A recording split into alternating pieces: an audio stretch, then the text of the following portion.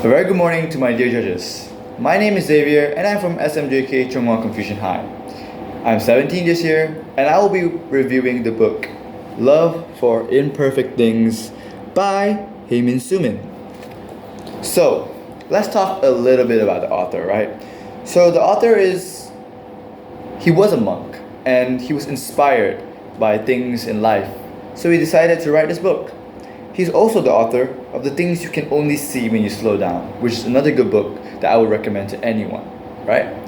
So, how did this book catch my eye, right? So, as I was in the midst of all the bookshelves and the havoc, I saw this book at the end of the corner, almost as if it was glowing, almost as if it had life, almost as if it was calling out to me, like I and the book had a connection, right?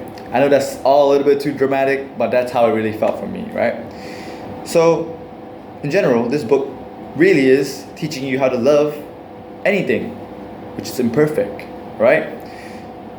This book on the front page already says how to accept yourself in a world striving for perfection, right? So at the back of the book is a quote that really stuck out to me when I picked the book, right?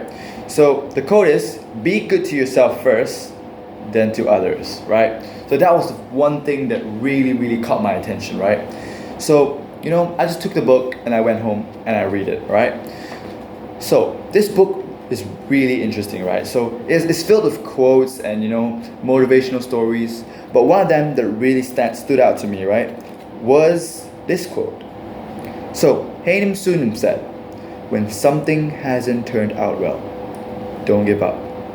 Keep going and try different ways of making it work. There is no fixed answer, no single solution. We find the best approach through trial and error.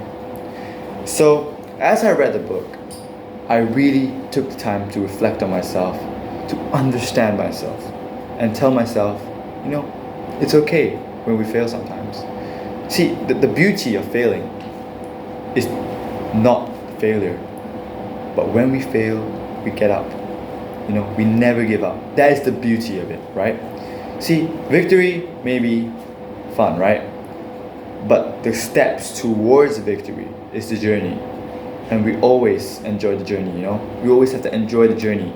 So never ever be too sad when you fail. Because only when you fail, you can success. You can achieve your dreams, right?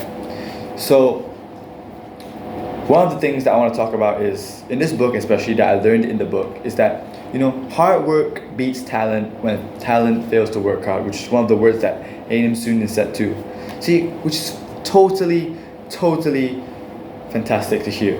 As an underrated guy myself, I love hearing quotes like this, and it really drives me to work harder, to never give up on my dreams, right?